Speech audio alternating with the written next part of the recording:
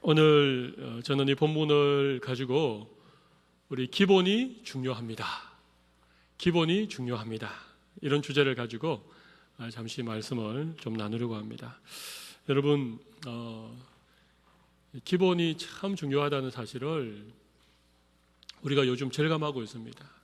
가장 기본적인 안전수칙, 그죠? 또 가장 기본적인 어떤 원칙들, 이런 것들을 무시하고 나면 평소에는 잘 알지 못했는데 어떤 큰 일이 생겼을 때 이 가장 기본적인 것들을 조치하지 못하고 가장 기본적인 것들을 하지 못해서 그것이 엄청난 사고와 재난으로 그렇게 되어지는 것들을 우리가 보게 되어집니다.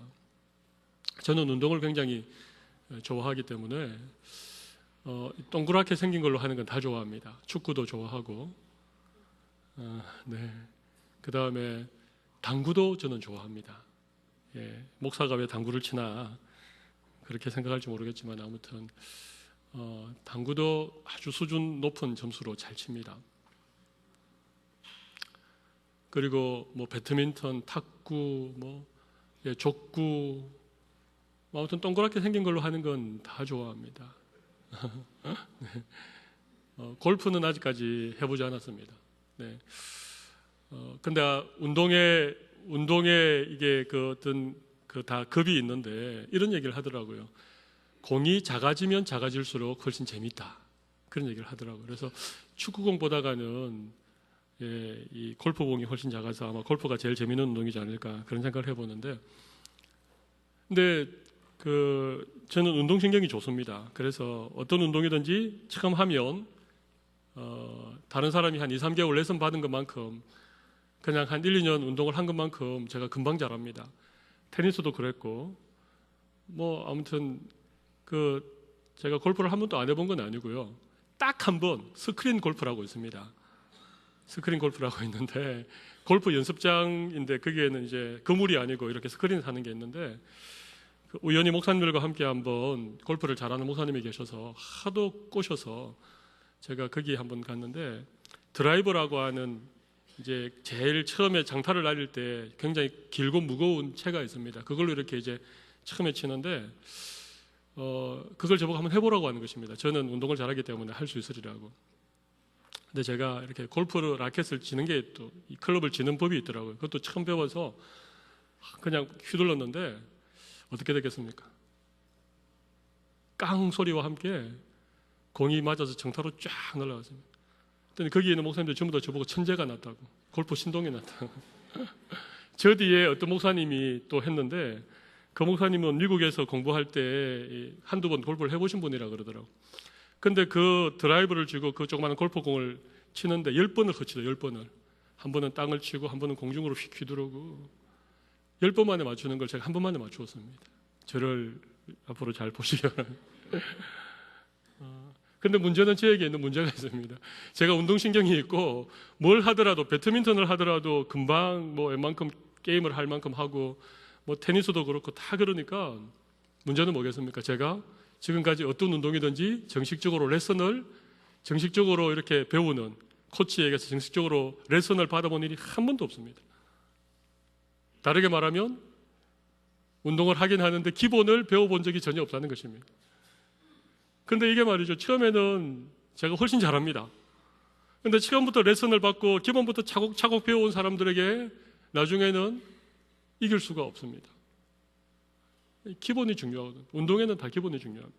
처음에는 자세를 배우고 이 스텝을 배우고 가장 기본적인 이 하는 것을 배우고 난 다음에 그 다음에 경기를 하든지 게임을 하면 이게 계속적으로 발전을 하는데 그거 없이 그냥 무턱대고 그냥 라켓부터 잡고 무턱대고 경기부터 하다 보면 이게 그냥 갈수록 이게 점점 어려워지는 것입니다. 운동에는 너무 기본이 필요하다.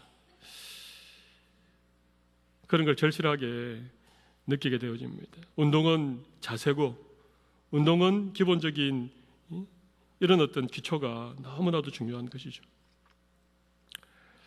여러분, 우리가 신앙생활에도 마찬가지입니다. 신앙생활에도 신앙의 기본, 이 기본기를 잘 닦아놓지 않으면 평소에는 잘 모릅니다.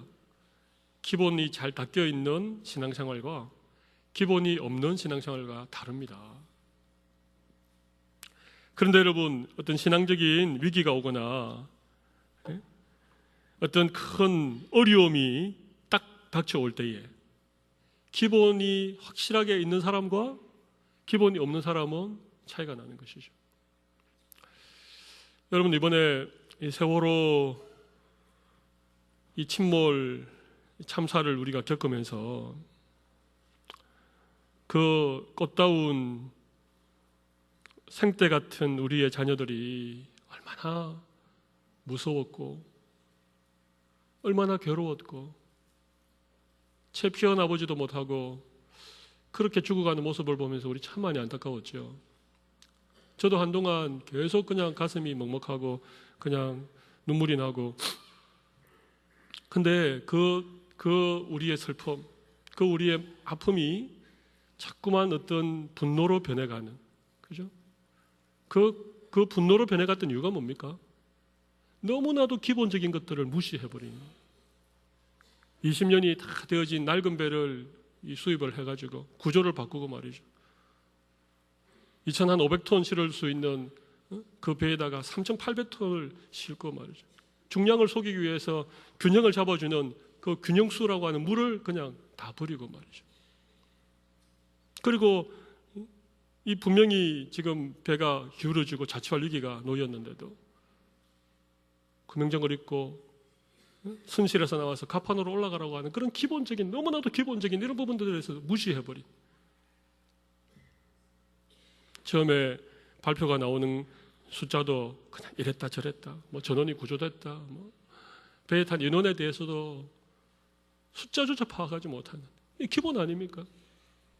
그 배에 승선한 인원들이 있는데 모든 것은 다 명단을 파악하고 주민등록과 다 대조해서 명단을 다 작성하는데 그 숫자조차도, 명단조차도 제대로 파악이 안 되어서 발표를 몇 번을 번복을 하는 이런 모습을 우리 보면서 처음에는 마음이 막 슬프다가 가슴이 에리에리하고 그러다가 막 화가 나다가 나중에는 그냥 막, 여러분, 그게 전부 다 기본을 무시했기 때문에 생기는 일입니다. 여러분, 이 기본이라고 하는 게 그렇습니다. 운동도, 제가 다시 운동의 얘기를 좀 하자면, 운동도 처음부터 정확한 자세를 가지고 계속 반복적으로 연습을 하면 이게 그냥 몸에 그냥 딱 배이게 되어집니다. 예. 어떤 상황에서도 테니스를 예를 들면 이 포핸드 스트로크가 있습니다. 포핸드 스트로크를 이렇게 딱 하는 궤적이 오랜 연습을 통해서 이 기본기를 잘 닦아 놓으면 이게 흔들리지 않습니다. 공이 높이 오나 낮게 오나 이 정확한 타점에서 스트로크를 할 수 있는데, 이런 훈련을, 기본적인 훈련을 안 받아 놓으면 어떤 때는 그냥 빨리 쳤다가 어떤 때는 늦게 쳤다가 높게 쳤다가 뭐 들쑥날쑥입니다. 그래서 잘 되는 날은 막 너무너무 잘 됐는데 안 되는 날은, 컨디션이 나쁜 날은 완전히 그냥 곤두박질 치는 것입니다. 기본이라고 하는 것은 우리 몸에 배워야 되는 것입니다. 기본이라고 하는 것은 그냥 우리의 기초에 딱 쌓여 있어가지고 어떤 상황에 내가 그것을 인식하든 인식하지 못하든 내가 뭘 이걸 해야 되겠다 저걸 해야 되겠다가 아니라 그냥 기본적으로 무의식 중에 그냥 우리가 그냥 우리에게서 그냥 나타나는 이런 것들이 기본 아니겠습니까? 근데 이런 기본들이 철저하게 무시되고 있습니다. 우리 예수님이 마태복음 7장에 산상수훈, 복 있는 사람에서부터 시작해가지고 모든 가르침을 다 마무리하고 난 다음에 맨 마지막에 이런 얘기를 하셨죠. 이 말씀을 듣고 행하는 자는 반석 위에 집을 세움과도 같아. 이 말씀을 듣고 행하지 않는 자는 모래 위에 집을 세운 것과 같아. 여러분, 이게 무슨 얘기입니까? 신앙의 기초 얘기 아닙니까? 눈에 보이지 않지만 든든한 반석에 기초를 놓고 집을 세우는 것과 그냥 모래 위에다가 집을 세우는 것, 이게 다르다는 것입니다. 집이 서가는 것은 비슷해 보입니다. 여러분, 이 건축을 하시는 분들이 많이 계셔서 기초공사가 참 어렵지 않습니까? 땅을 팠는데 땅 속에 그냥 큰 바위가 있고 이러면요, 막 땅 파는 게 너무너무 힘듭니다. 저도 교회 공사하는 현장을 제가 좀 참여해봤기 때문에 처음에 지질 조사할 때는 연암이 있다. 연암이라고 하는 것은 바위가 있긴 있는데 좀 이렇게 잘 부서지는 바위가 있다. 그렇게 해서 땅을 파기 시작했는데 지질 조사를 잘못한 것 같아요. 이 뗀뗀한 바위가 안에 있어가지고 그것 때문에 얼마나 힘들었는지 모릅니다. 근데 여러분, 그 바위가 있어서 그것을 깨고 그 위에 기초를 쌓으면 기초공사가 참 힘들지만 여러분 어떻습니까? 그 바위 위에 기초를 딱 넣어 놓으면 이게 그물이 올라가면요, 그물이 흔들리지를 않는 것입니다. 바람이 불어도 비바람이 쳐도 태풍이 와도 든든한 기초 위에 그물을 쌓으면 그물이 흔들리지 않습니다. 근데 여러분, 모래는요, 이거 기초공사하기가 너무 쉽습니다. 모래는 그냥 삽으로 퍼내면 되니까, 포크레인으로 떠내면 되니까, 그냥 모래 쑥 걷어내고 그 위에 기초를 넣고 집을 세우면요, 공기가 반으로 줄어듭니다. 집 세우는 것도 너무너무 쉽습니다. 그런데 문제는 뭡니까? 모래라고 하는 부실한 기초에 집을 샀기 때문에 비바람이 몰아치면, 태풍이 오면, 지진이 나면 여러분, 그런 집들은 여지없이 무너져 버리는 것입니다. 왜? 기초가 없기 때문에. 여러분, 우리 신앙생활에 있어서도 꼭 마찬가지입니다. 우리 신앙의 기초를 잘 다져 놓으면, 신앙생활의 가장 기본적인 부분에 대해서 우리가 철저하게 기초를 쌓아 놓으면 평소에는 잘 모르지만 어떤 일이 있을 때에 흔들리지 않는다는 거예요. 여러분, 오늘 골로새 교회는요, 교회 안팎으로 어려움이 많았습니다. 교회 밖으로는요, 그 당시가 로마가 다스렸던 시대이기 때문에 교회 바깥에서는 교회를 향하여서 황제 숭배에 가는 것으로 끊임없이 교회에 공격을 해왔습니다. 너희의 주가 누구냐? 너희들의 로드, 너희들의 주가 과연 누구냐? 가이사냐? 아니면 나사렛 예수냐? 이 핍박이 끊임없이 교회를 공격해왔습니다. 이게 골로새 교회가 직면한 외부적인 어려움입니다. 여러분, 그 당시는요, 로마의 황제를 가이사라고, 주라고 그렇게 부르지 않으면 그것 때문에 엄청난 어려움이 있는 이런 믿음으로 인한 시험과 박해가 많은 시대였습니다.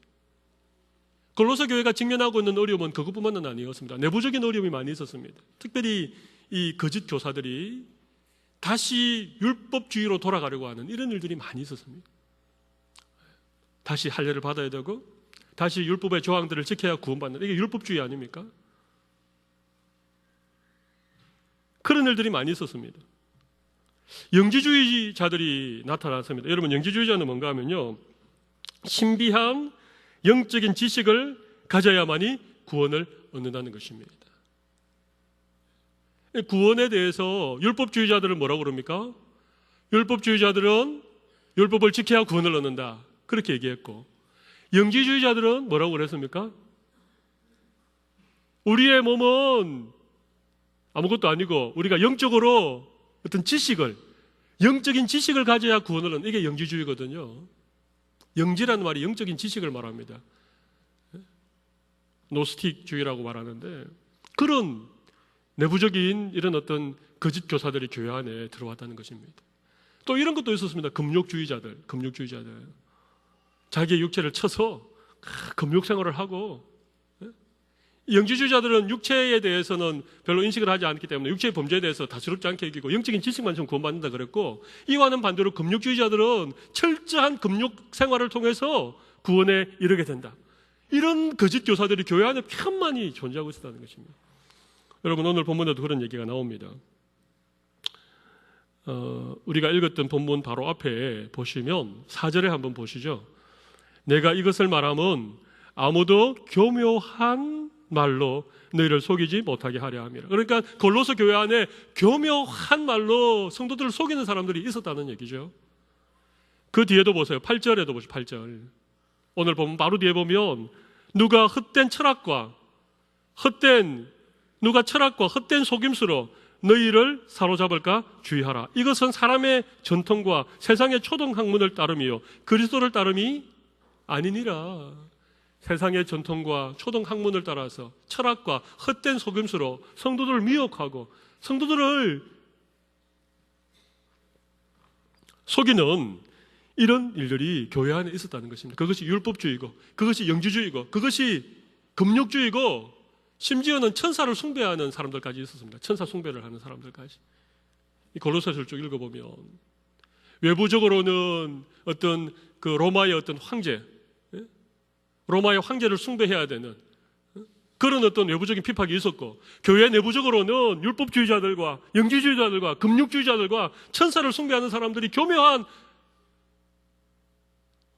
가르침으로 속임수로 사람들을 미혹하는 이런 일들이 골로새 교회에 있으니까 믿음의 기초가 튼실하지 못했던 교인들이 이 말에 넘어지고 저 말에 속고 지금 이 골로새 교회가 풍비박산이 날 지경에 이르는 것입니다. 그러니까 사도 바울이 오늘 본문에 있는 말씀으로 골로새 교회 성도들을 교훈하고 있습니다. 뭐라고 말하고 있습니까? 그러므로 너희가 그리스도 예수를 주로 받았으니 그 안에서 행하되 그 안에 뿌리를 박으며 세움을 받아 교훈을 받은 대로 믿음에 굳게 서서 감사함을 넘치게 하라. 여러분, 오늘 다시 여러분의 믿음의 뿌리를 견고히 내리시고 굳게 서서 흔들리지 않는, 그래서 우리 신앙생활의 궁극적인 목표라고 할 수 있는 감사함이 넘치는 그런 믿음 생활을 할 수 있는 여러분들이 다 되시기를 바랍니다. 기본이 중요하다는 얘기입니다. 제가 오늘 여러분에게 정말 말씀드리고 싶은 것은 기본이 너무 중요해요. 기본을 무시하면 반드시 우리가 믿음에 흔들리는 경우들이 있습니다. 우리의 구원에 대해서도 흔들리고 천국의 소망에 대해서도 흔들리고 내가 열심히 교회 섬기고 봉사하는 일에 대해서도 막 흔들리고. 그럼 기본이 뭘까요? 6절의 말씀을 한번 보시겠습니다. 6절 같이 한번 읽어보겠습니다. 시작. 그러므로 너희가 네, 두 가지가 나오죠. 두 가지. 어떤 게 나옵니까? 두 가지.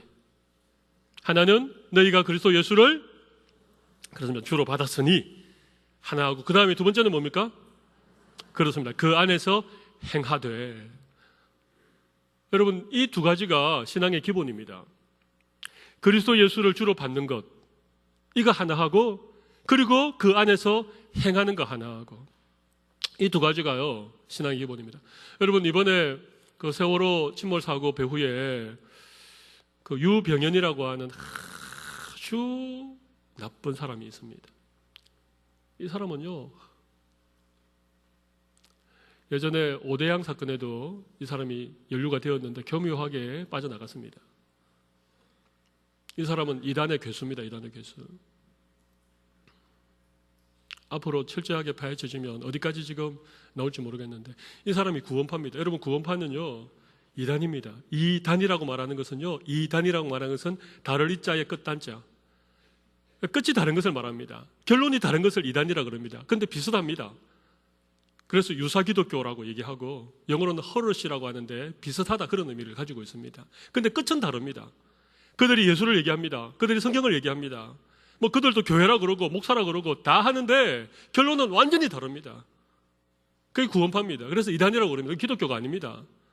기독교의 한 분파가 아닙니다. 이단입니다. 완전 다른 것입니다. 여러분, 그렇게 하셔야 됩니다. 이번에 그래도 언론이 감사하게 이 처음부터 구원파라고 하는 이름을 썼습니다. 그리고 이단이라고 하는 걸 언론에서 정확하게 얘기를 해서 그래도 참 어려움 중에서도 그나마 참 다행이다 싶은 생각이 있는데, 그래도 세상 사람들 이걸 참 모릅니다. 이게 그냥 뭐 구원파, 뭐 기독교 복음 침례에 이러고 뭐 무슨 서울교회 뭐 목사 이러니까 이게 뭐 다 교회인 줄 알고 기독교인 줄 아는데, 여러분, 이단은요 기독교가 아닙니다. 신천지 기독교 아닙니다. 구원파 기독교 아닙니다. 완전히 다른 종파 집단입니다. 예수님을 유일한 구세주로 믿는 것이 아니라 자기들이 내세운 교주를, 자기들을 구세주로 믿는 사람들을 말하는 것입니다. 근데 여러분, 이 구원파가 하는 얘기가 뭔가 하면요, 구원파는 이런 얘기를 합니다. 구원, 우리가 예수 믿고 구원받았을 때 우리의 모든 죄가 사함받는다. 그래서 구원을 한 번 받는 것으로는 그냥 구원은 한 번으로 끝이다. 죄 사함도 한 번으로 그냥 끝난다. 내가 예수 믿고 구원받았을 때 한 번 죄 사함 받으면 그것이 과거에 지은 죄, 현재 지은 죄, 미래에 지은 모든 죄까지 다 사함받기 때문에 더 이상 우리가 회개할 이유도 없다. 자기 죄 때문에 고민할 이유도 없다. 그렇게 얘기를 합니다. 그러면서 이런 예를 듭니다. 이런 예를 듭니다. 대우에서 세탁기를 만들면 그 세탁기는 어느 회사 제품입니까? 대우에서 세탁기를 만들었는데 그 세탁기가 삼성 제품이 되겠습니까? 대우 세탁기가 되죠. 현대에서 자동차를 만들면 그 자동차는 현대자동차죠. 현대자동차는 현대에서 만든 부품이 쓰이죠. 물론 뭐 수입 부품 쓰입니다만은. 그죠? 그러면서 예수 믿고 구원받으면 우리는 그냥 마치 현대 공장에서 찍은 모든 차들이 현대차가 되는 것처럼 우리가 예수 공장에서 찍었기 때문에 우리는 전부 다 속속들이 그런 것이 된다. 그러니까 딱 한 번에 그냥 우리가 예수님의 공장에 들어가서 이렇게 딱 찍히면 그냥 우리는 그냥 어쨌든 그냥 구원받는, 이 말이 참 묘한데 제가 그거 들으면서 인간을 어떻게 세탁기에 비교하고 인간을 어떻게 자동차에 비교합니까? 안 그렇습니까? 그러니까 한번 그냥 탁 찍어 놓으면 거기에서 생산되는 모든 것은 대우가 만들면 대우 세탁기가 되고 현대가 만들면 현대 자동차가 되는 것처럼 우리는 그냥 예수님을 믿고 구원받았으니까 우리는 전부 다 막 속속들이 다 이미 그렇게 되었으니까 우리는 뭐 앞으로 구원에 대해서 의심할 이유도 없고 구원에 대해서 우리의 뭐 죄에 대해서 고민할 필요도 없고, 그 말이 너무 그럴듯하게 들리는데 그게 거짓말, 교묘한 속임수라고 하는 것입니다. 틀린 얘기입니다. 여러분, 우리는요 자동차가 아닙니다. 그죠? 우리는 기계를 가지고 만든 세탁기가 아닙니다. 우리는요 하나님의 형상을 따라 지음받은 인격적인 존재입니다. 할렐루야. 우리는 100이면 100사람 다 다릅니다. 쌍둥이를 놓아보세요. 쌍둥이가 똑같은지. 우리 정혁 집사님, 배유경 집사님, 경희하고 수희하고 똑같아요, 틀려요? 틀립니다. 저도 경희랑 수를 구분할 줄 압니다. 이제 딱 보면 네가 수구나 네가 경희구나. 한 10분 상관으로나 태어난 쌍둥이도 다 다릅니다. 성격도 다르고요. 자세히 보면 생긴 것도 다릅니다. 왜 그런가 하면 하나님이 기가 막히게 우리를 창조하셨기 때문에 그래요. 여러분, 우리는요 인격이 다 있고 우리는요 다 타고난 은사가 있고 우리는 다 타고난 기질이 다르고 다 달라요. 우리는 인격적인 존재, 우리는 기계가 아닙니다. 대우 공장에서 찍어낸 세탁기가 아닙니다. 현대에서 찍어낸 현대자동차가 아닙니다. 그렇게 획일적으로 얘기하면 안 됩니다. 그래서 사람들마다 예수님을 만나는 과정이 다르고요, 믿음을 고백하는 과정이 다르고 구원을 깨닫고 믿음 생활하는 것들이 다 다를 수 있어요. 사람들마다 다 달라요. 그래서 성령님이 우리 각자에게 오시지 않습니까? 성령님이 우리 각자에게 오셔서 우리를 인격적으로 인도해 가시는 겁니다. 그죠? 어떤 사람은 불같은 어떤 성령의 그런 어떤 은혜도 받는가 하면 어떤 사람은 잠잠하게 말씀 가운데 마치 고요한 물이 흐르듯이 그렇게 우리를 인도해 가시는 성령님의 인도하심을 따라 신앙생활하는 분들도 계세요. 그걸 어떻게 똑같다고 얘기합니까? 성경에도 성령의 역사가 다 다르게 나타나는데 사도행전만 하더라도 고린도 교회에 역사하신 성령이 다르시고 초대 예루살렘 교회에 역사하셨던 성령님은 똑같으시지만 그 한 개인과 어떤 시대와 어떤 사람에 따라서 그가 가지고 있는 기질이나 그의 어떤 여러 가지 환경적인 요인이나 이런 것들에 따라서 하나님이 너무나도 다양하게 우리의 구원을 이루어 가시는데 그것을 대우 공장에서 찍은 세탁기라고 얘기하는 것은요 천만의 말씀입니다.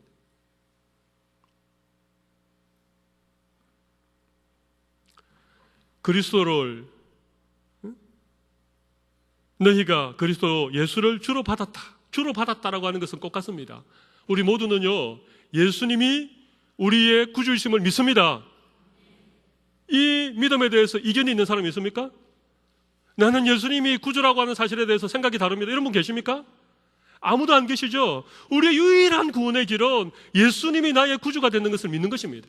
예수님이 나를 위해 십자가에 죽으셨다는 사실을 믿는 것, 이것으로 말미암아 우리는 구원을 받습니다. 할렐루야.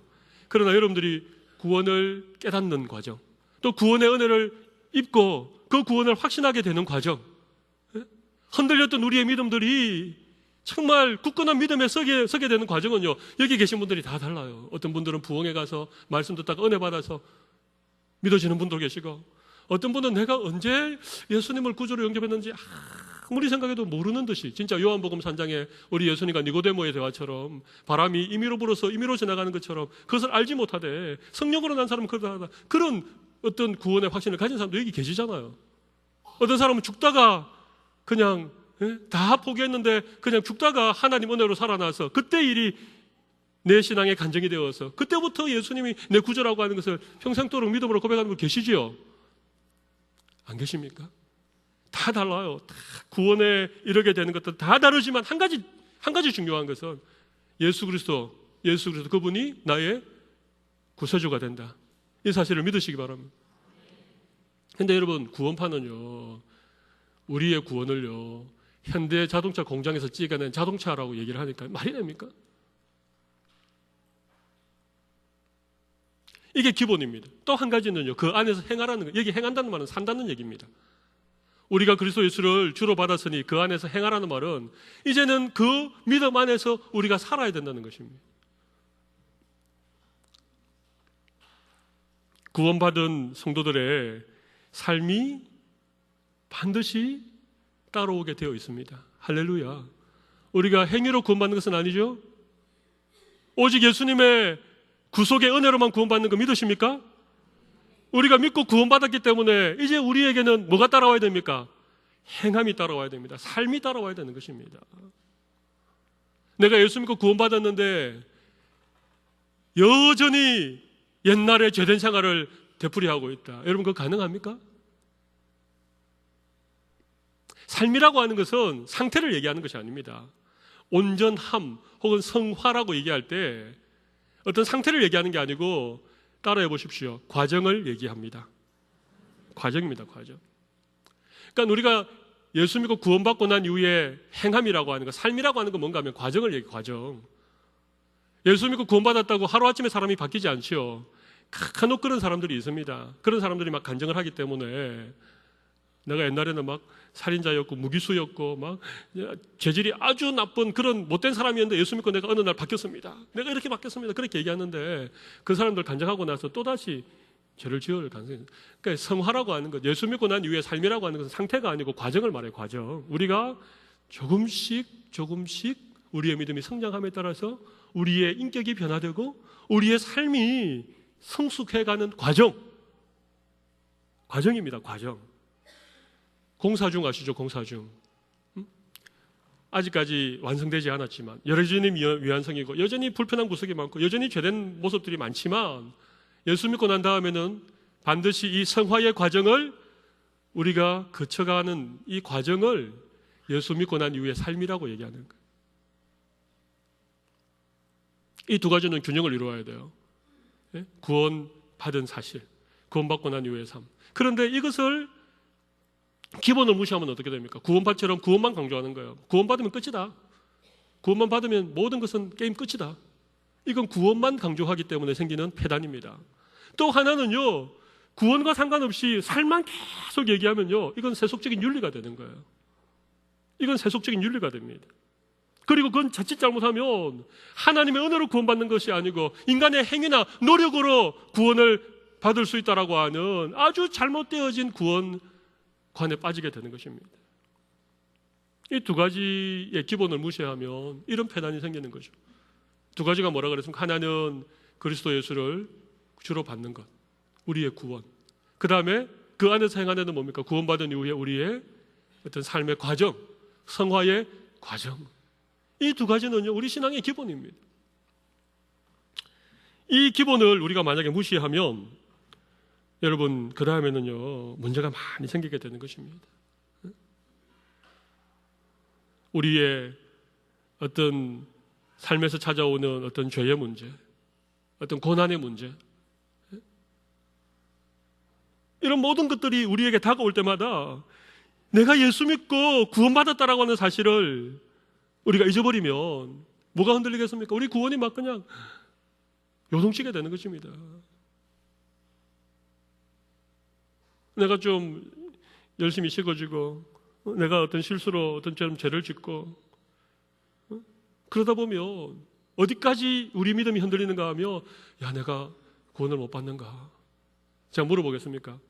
여러분, 아까 다 예수님을 그리스도라고, 예수님이 나의 구세주다 믿는다고 하셨죠? 근데 여러분, 혹시 여러분의 구원의 문제에 대해서 막 흔들리고 헷갈리고 했던 적이 있습니까? 없습니까? 있지요? 기초가 잘못된 거예요.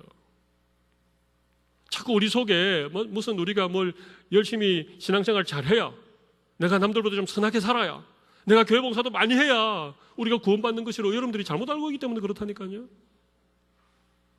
우리 기초가 없어서 자꾸 우리 구원이 흔들리는 것입니다. 만약에 여러분들이 여러분의 구원을 마치 구원받처럼 그렇게 딱 믿는다고 생각해 보십시오. 그러면 여러분들이 죄를 지어도요, 여러분의 마음에 찔림이 있겠습니까? 없겠습니까? 전혀 없는 것이죠. 나 이미 구원받았는데. 구원은 하나님이 주는 전적인 은혜인데 뭐 내가 좀 죄 짓는다고, 내가 좀 뭐 악하게 산다고, 뭐 나는 절대 구원에서 떨어질 리가 없어. 이런 잘못되어진 구원관에 근거한 이런 어떤 죄된 삶을, 자기 마음대로 사는 삶을 계속하면서도 아무렇지도 않게 생각할 수 있다는 것입니다. 그것은 뭡니까? 그 안에서 행하되라고 하는 이 부분에 대해서 우리가 오해를 하고 있기 때문에 그런 거예요. 믿음으로 구원받고 구원받은 자의 삶 가운데 이런 성화되어져 가는 과정, 우리의 어떤 삶으로서의 그런 신앙생활이 있어야 된다는 것이죠. 이 두 가지가 우리 신앙의 기본 아니겠습니까? 이 기본을 굳게 세우실 수 있는 여러분들이 다 되시기를 바랍니다. 기본이 흔들리지 않으시면 좋겠습니다. 여러분, 그래서 7절 말씀을 같이 한번 읽어보겠습니다. 7절 같이 있습니다. 그 안에 뿌리를 박으며 세움을 받아 교훈을 받은 대로 믿음에 굳게 서서 감사함을 넘치게 하라. 그 안에 뿌리를 박음이라고 하는 건 뭐겠습니까? 예, 바로 예수 그리스도를 구주로 받았던 그 믿음 안에서 뿌리를 깊이 내리는 것입니다. 그리고 우리가 세움을 받아서 교훈을 받은 대로 믿음에 굳게 서서, 결론이 뭡니까? 감사함을 넘치게 하라. 제가 과정 하나하나를 다 설명할 수는 없습니다. 우리 신앙생활에 나타나는 열매, 우리 신앙생활에 나타나는 열매가 뭡니까? 감사입니다. 감사. 여러분에게 신앙의 열매인 감사함이 넘치고 있는가? 어떻습니까? 여러분, 요즘 감사할 일이 많습니까? 원망하고 불평할 일이 많습니까? 혹 우리 입에서 감사가 사라지고 원망과 불평이 우리에게 계속 나오고 있다. 그러면 우리가 다시 기초부터 한번 정리를 해보셔야 되는 거예요. 기초부터 정리를 해보셔야 되는 거예요. 기초가 흔들렸을 가능성이 많습니다. 여러분, 우리가 막 감사함을 넘치게 하라, 감사함을 넘치게 하라. 그래서 우리가 감사해야지, 힘든 일에도 감사해야지, 감사한다고 여러분 감사가 됩니까? 그렇게 할수록 스트레스만 받죠. 감사할 마음이 하나도 없는데 감사하라고 하니까 얼마나 여러분 힘드시겠습니까? 그러나 우리의 구원을 위해서 하나님이 우리를 어떻게 사랑하셨는지, 예수 그리스도께서 우리를 위해서 어떻게 십자가에서 못 박히셨는지, 그리고 우리가 그것을 믿을 때에 어떻게 우리에게 구원이 하나님의 은혜로 주어지는지, 이 구원에 대해서만 우리가 분명히 믿음의 기초를 딱 붙들고 있어도 우리는 모든 일에 감사할 수 있는 것입니다. 그 안에서 행하되라고 하는 이것, 우리가 그런 어떤 선행을 통해서, 우리의 어떤 공로를 통해서, 우리의 어떤 종교적인 어떤 열심이나 봉사를 통해서 구원 얻는 것은 아니지만, 그러나 믿고 구원받은 우리에게 반드시 우리의 어떤 삶의 성화, 이 과정이 필요하다는 것을 우리가 정확하게 믿음의 기초를 딱 닦아놓고 있는 사람과 그렇지 못한 사람과는요, 차이가 나는 거죠. 그래서 때로는 하나님께서 우리의 삶 가운데 어떤 역경과 고난의 시간들을 주셔도 우리는 아는 것이죠. 내가 구원받고 믿음이 상화되어져 가는 과정 가운데 하나님 때로 나를 연단하기 위해서, 더 성숙한 믿음의 자리에 우리를 세워가기 위해서 때로는 이런 고난이 있구나. 그런 것들을 통해서 우리의 신앙 인격이 더 성숙해져 가고 더 알지 못했던 하나님의 그 뜻을 발견하게 되어줘서 우리의 믿음의 눈이 열리는 그런 계기가 될 것을 우리 믿기 때문에 우리의 신앙이 흔들리지 않는 거예요. 근데 이런 신앙의 기초가 우리에게 없으면 누가 이 말하면 거기에 귀가 솔깃하고 누가 저렇게 말하면 그게 또 맞는 것 같아서 거기에 한동안 빠지고. 여러분 왜 이단에게 속아 넘어가는지 아십니까? 왜 신천지가 와가지고 말이죠, 뭐 공부 좀 해보자 이러면서 막 하고 막 요한계시록의 비유 같은 거 막 이렇게 풀어주고 이러면요 막 거기에 막 솔깃솔깃한지 아십니까? 여러분 기초가 다 없어서 그러세요. 신앙의 기초가 없으니까 우리 구원에 대해서도 흔들리고 우리 어떤 성화되어진 이런 어떤 삶에 대해서 기초가 없으시니까.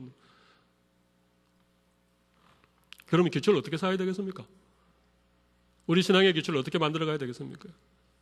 가장 기본적인 것은요 말씀과 기도입니다. 말씀과 기도. 제자훈련할 때 우리 일권을 배울 때 배우겠습니다만 기본적으로 우리는 말씀과 기도입니다. 매일 말씀 읽고 매일 기도하고. 그래서 우리 333 신앙훈련 하지 않습니까? 이거 딱 여러분의 신앙의 기초를 새롭게 만들어주기 위해서 하는 것입니다.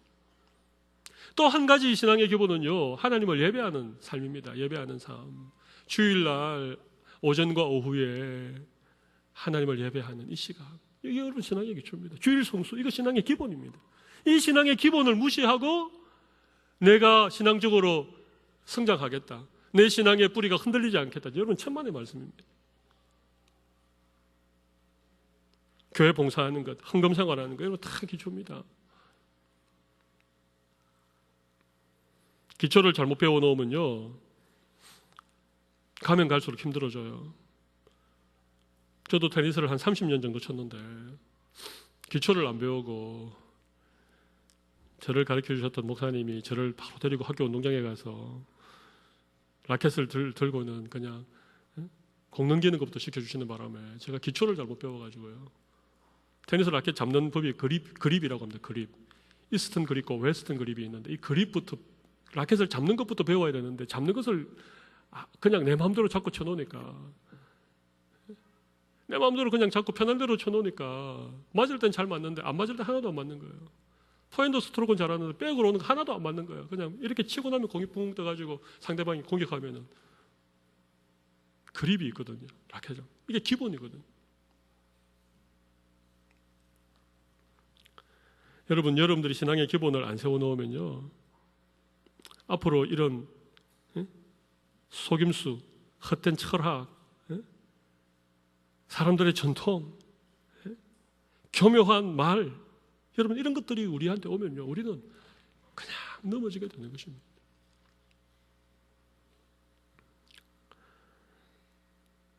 우리 주위에 이단들이 많습니다.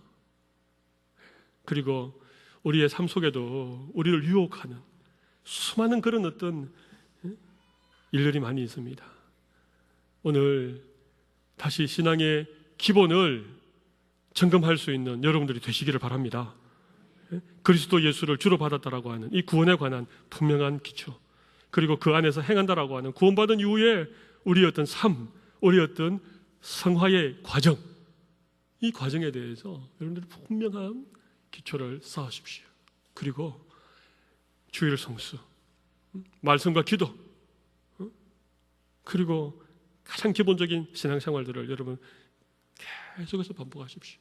계속해서 오늘 예배 드렸다고 또 한 주 빼먹지 마시고 계속해서 주일은 어떤 일이 있어도 하나님께 예배하는, 하나님이 나에게 주신 모든 것이 하나님의 것이기 때문에 그 가운데 우리의 마음을 담고 가장 귀하고 첫 번째 것을 하나님 앞에 드리는 그런 어떤 헌금 생활, 매일 말씀 읽고 기도하는 이런 어떤 말씀과 기도의 생활, 이웃과 더불어 복음을 전하고 그들에게 예수님의 사랑으로 사랑을 베푸는 이런 어떤 삶의 문제들, 이게 참 다 기본 아닙니까?